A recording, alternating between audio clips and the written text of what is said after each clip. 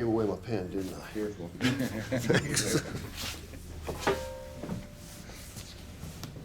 Billy, you know, your payment's not $850 for this car, okay? You're probably wondering, well, why would I put $850 on this sheet? Well, I'm putting $850 on this sheet because you asked us to do something for you, and we said we would. We said we would pay off your trade, okay?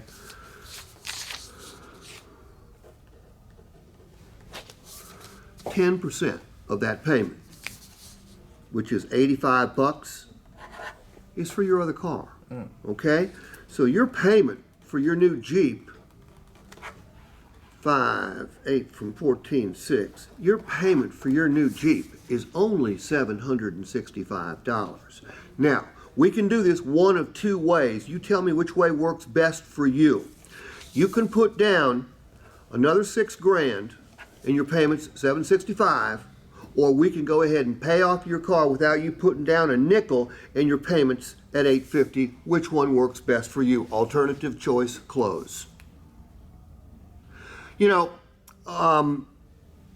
when I started out in this business, I was a finance manager. I started as a finance manager. That's back in the days when finance and insurance was fairly new, so they took people who didn't have any experience and put them in the finance office, and it was doable because, number one, there wasn't nearly the paperwork there is now, and number two, consumers had never met a finance manager. So I was a bartender on a Friday night in Atlanta in the middle of January, and at the end of January, I took 22 turns at a store in Connecticut 2 weeks later as a finance manager.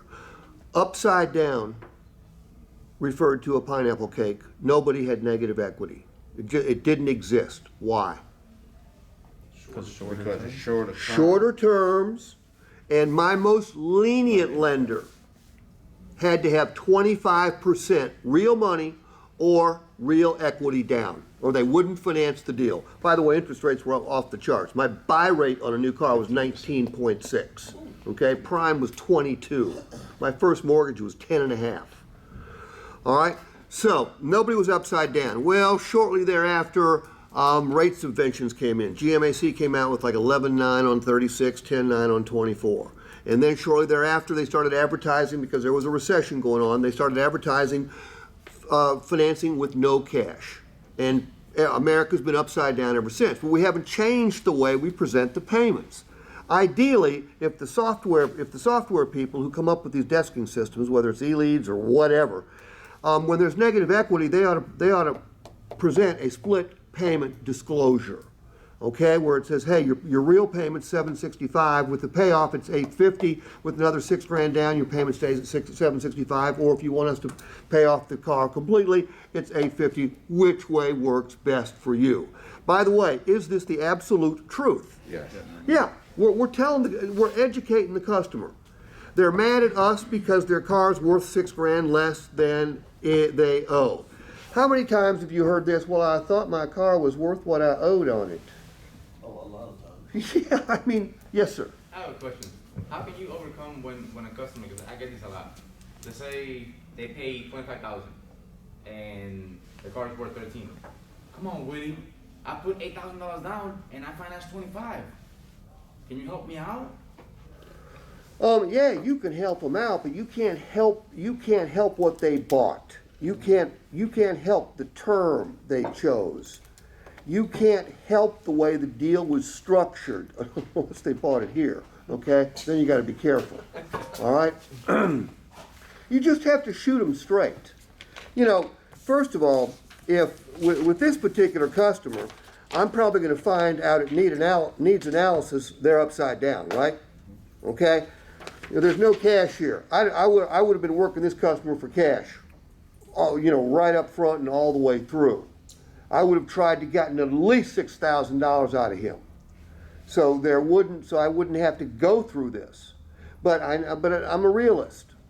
Most people who are upside down aren't loaded with cash. If they were loaded with cash, they wouldn't be upside down. Mm-hmm. That's why, you know, when I was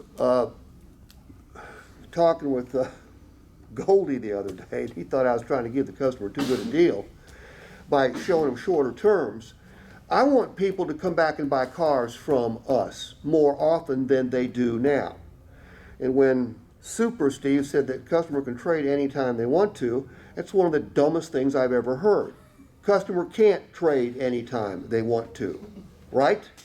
They can try anytime they want to, but you guys experience it all the time. People show up, they want to buy a car, new or used, they leave because they couldn't. Why couldn't they? They are buried, okay? I one time had a car payment of almost $1,700, and it wasn't a Ferrari, okay? But it wasn't just a car. It was a Suburban, an Excursion, a Jaguar convertible, and a GMC Denali. Okay? That's, yeah. I only had one of them, but I was paying for all of them, all right? And, you know, some customers don't know what they're doing when they buy cars. Doesn't mean they're stupid. Well, I've met plenty of customers way smarter than I am, but they're amateurs. You guys are the pros. That's why I think it's, you know, so intelligent to talk to them about what a shorter term means to them, what cash down can do for them. It can keep this from happening, but we know that we're going to do whatever it takes in the end to deliver them a vehicle, because if we don't, somebody else will. I get that too. But when the customer's upside down, you need to have a good conversation with them, and you need to know how to do the math, okay? What's the math? $20 per thousand. No. Straight, pay one for a straight. Okay, well, but you have to figure out what percentage of the payment is going towards the old car. The math is simple. It's the amount of negative equity. In this case, we bought their car for $9,000. They owed 15. So how much negative equity was there? $6,000. The amount to finance was $55,000. So you divide the negative equity by the amount to finance, and that gives you the percentage of the payment that is due to the negative equity. The math is easy. Communicating it is the art form. With Billy, I wasn't dogging him because his car was upside down. I just said, hey, look, we'll do it any way you want to, Billy. We're here for you. We'll pay that sucker off for you, okay? But if you want the actual payment for the new Grand Cherokee, you'll put down $6,000. Or if you want us to roll that into your new payment, it's $850. Which way works better for you? Another way of putting it is, where are you more flexible, with the monthly payment or the cash down? Does this make sense? Yeah. Okay. Jimmy, thank you. Let's go to